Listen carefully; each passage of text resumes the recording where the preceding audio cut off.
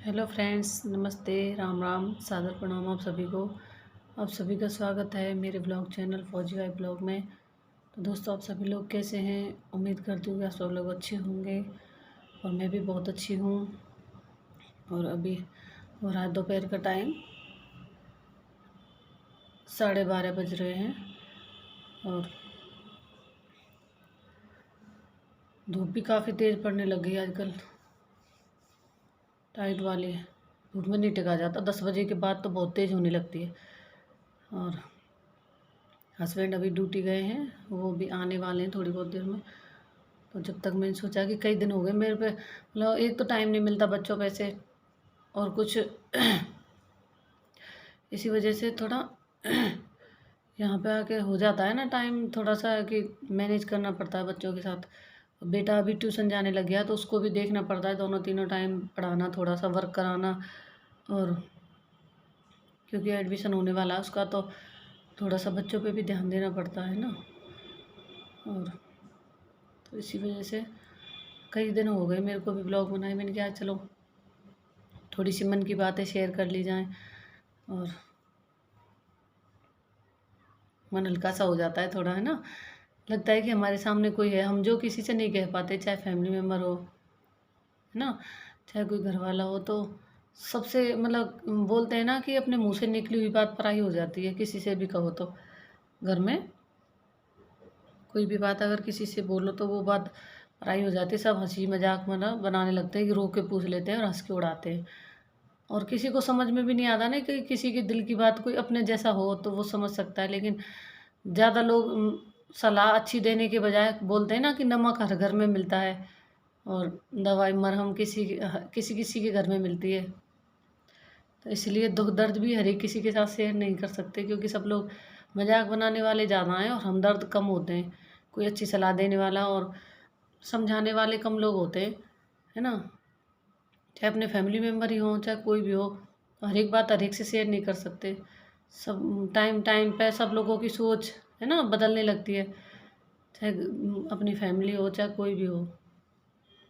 तो थोड़ा सा इसीलिए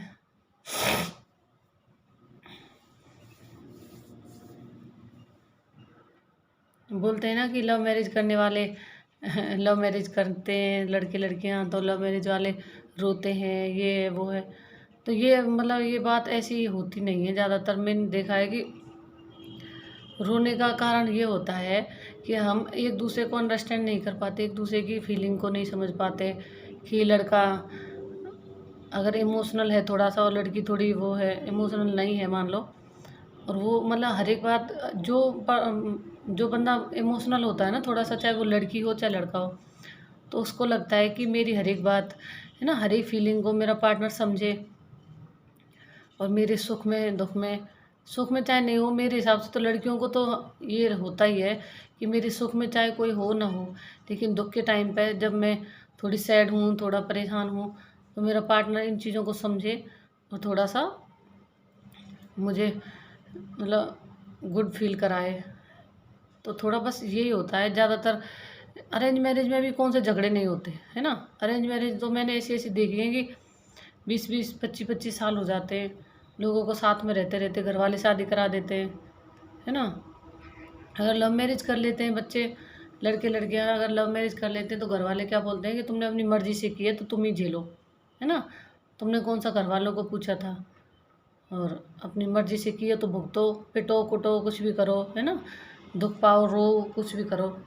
लेकिन अरेंज मैरिज में मन मर्जी से भी शादी नहीं होती, घर वालों की मर्जी से ही शादी होती है। खूब सबके सामने 7 फेरे होते हैं, सब परिवार समाज के सामने ही शादी होती है।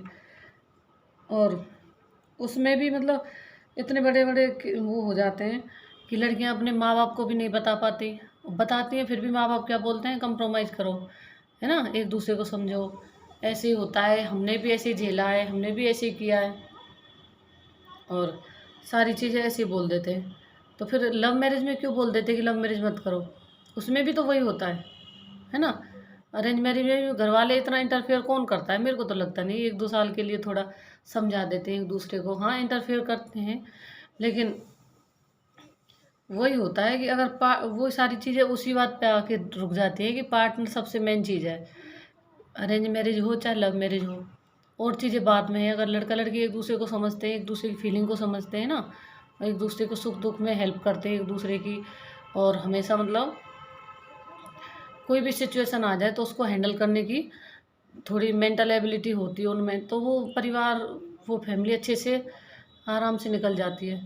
और जब उनमें समझने की थोड़ी सी वो हो जाती है ना एक दूसरे को, लड़का रहता है अपनी अकड़ में कि मैं तो कमा रहा हूँ और मैं तो मतलब मन की करूँगा अपनी, और लड़की को दबाते हैं, चाहे अरेंज मैरिज ही हो चाहे लव मैरिज हो। तो वो थोड़ी सी वहाँ से मतलब मन में एक बात वो घर कर जाती है कि मतलब मैं, लड़की को भी लगता है कि मैं कमा नहीं रही तो मतलब मेरे को दबाया जाएगा, ऐसे किया जाएगा।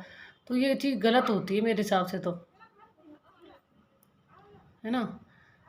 चाहे कोई भी मैरिज हो, है ना, घर वाले तो उतना इंटरफेयर कर सकते हैं और सारी बातें घर वालों को भी नहीं बता सकती लड़कियां, क्योंकि उनको लगता है कि चलो आज हमारी लड़ाई है ना, कल वही मतलब हस्बैंड हमारा हो जाएगा। और घर वालों को सारी बातें बताओ तो फिर एक दो बार तो लगता है कि बतानी चाहिए, लेकिन धीरे धीरे एक दो साल में समझ में आ जाता है कि घर वालों को सारी बातें बताएंगे, फिर आज झगड़ा होगा, कल फिर हम लोग एक हो जाएंगे हस्बैंड वाइफ, फिर घर वालों को बुराई भी मिलती है ना बीच में बोलने से। और इसका सॉल्यूशन ये है कि सबसे बड़ा तो कि हस्बैंड और वाइफ एक दूसरे को समझें तो सबसे अच्छा रहता है। लेकिन ऐसी ऐसी मैरिज होती हैं जो 20-20 25-25 साल हो जाती हैं, लेकिन आदमी अपनी उसमें रहते हैं थोड़ी अकड़ में, और मतलब कंप्रोमाइज़ ही सारी ज़िंदगी बन जाती है लड़कियों के लिए तो, मेरे हिसाब से तो मतलब 70-80% ऐसा ही होता है। लड़कियों को दबा दबा के उनकी फीलिंग को, मतलब दबाना मतलब एक तरह से कि उनको फीलिंग को नहीं समझ पाते आदमी, लड़के। तो वो थोड़ी सी बड़ा बुरा सा लगता है ना, कोई भी चीज़ हो तो थोड़ा उनको समझना चाहिए। चाहे अरेंज मैरिज हो, लड़की आई तो अपना घर छोड़ के, कि माँ बाप को छोड़ के, पूरी फैमिली को छोड़ के, और एनवायरनमेंट पूरा चेंज हो जाता है, मायके का अलग होता है, ससुराल का अलग होता है, सारी चीज़ें चेंज हो जाती हैं, तो थोड़ा सा टाइम भी लगता है।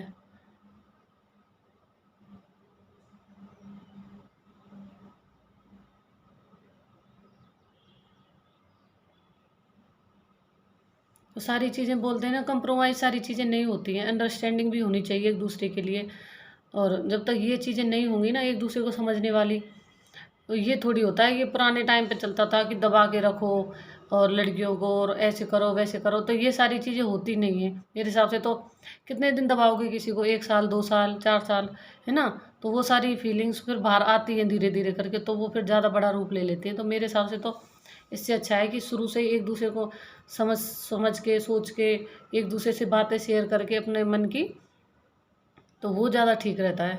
कंप्रोमाइज़ से ज़िंदगी चलती नहीं है, मतलब वही घसीटना हो जाता है ना, काटना हो जाता है एक तरह से। और लड़कियां कभी नहीं चाहती कि हमारे माँ बाप की नाक कटे, हमारे माँ बाप की नीची हो, और हस्बैंड की भी नहीं चाहती हैं। लेकिन कभी कभी मजबूरी बन जाती है लड़कियों की भी, कि वो मतलब मजबूर होके आदमियों के बारे में कुछ बातें बोलती नहीं। नहीं, कोई भी लड़की नहीं चाहती कि मेरे हस्बैंड की बदनामी हो, सारी लड़कियां चाहती हैं कि मेरे हस्बैंड को सब लोग रेस्पेक्ट करें, चाहे मायके वाले हों, घर वाले हों, कोई भी हो। तो लड़कों को भी ये चीज़ सोचनी चाहिए कि मेरी बीवी की भी रेस्पेक्ट होनी चाहिए ना उनके ससुराल में। तो सारी चीज़ें ऐसे एक तरफ से नहीं चलती। लड़कियां जिस दिन से शादी करके आएंगी ना, उस दिन से अपना सारा कुछ अपने हस्बैंड को, अपने ससुराल को, मतलब ससुराल की हर चीज़ को अपना मान लेती हैं। और लड़के लड़के ऐसे होते हैं कि ससुराल वालों से कभी रामा श्यामा भी नहीं करते, कभी हालचाल भी नहीं पूछते, फिर भी लड़कियां चलो ठीक है, चलता रहता है ना। और लड़कियां जब ऐसे करने लग जाती है ना कि उनके घर वालों को नहीं पूछेंगी, उनको नहीं पूछेंगी, और उनकी फीलिंग की कोई मतलब कदर नहीं करेंगी ना, तो लड़कों को देखो कितना बुरा लगता है। तो ये चीज़ें मतलब होनी चाहिए कि लड़की की भी तो फैमिली है, उनकी भी रेस्पेक्ट करो। और क्योंकि लड़की भी तो करती है आप लोगों की फैमिली की रेस्पेक्ट। तो ये चीज़ें मतलब मैंने अपने आसपास, अपने अपने घर में भी ये चीज़ें देखी हैं। तो मतलब समझने वाला चाहिए पहले तो, है ना, सारी चीज़ें। हम हर एक से ये बातें नहीं बोल सकते अपनी फैमिली में भी, क्योंकि समझते नहीं है ना ये चीज़ों को। बस ये हाँ ठीक है चलता है, कोई भी नहीं तो ये चीज़ें थोड़ी सी मन में कसकती हैं लड़कियों के, जब नहीं समझने वाला कोई मिलता तो। लड़के हर समय अपनी मनमर्जी चलाते हैं, तो वो थोड़ा-सा फ़ील होता है, लड़कियों को बहुत ज़्यादा होता है मतलब। तो घुट-घुट के जीना सा हो जाता है, तो इसलिए मेरी सबसे रिक्वेस्ट है, जो भी जेंट्स लोग देख रहे हैं, तो अपनी बीवी की अपनी फीलिंग को समझें, एक-दूसरे को समझाएँ अगर कोई भी बात है तो। और मेरे हिसाब से तो लड़कियों की जितनी हो सके उनको समझने की और रिस्पेक्ट करने की कोशिश ही करें। आप सबसे हाथ जोड़ के रिक्वेस्ट है, क्योंकि ये चीज़ बहुत फ़ील होती है।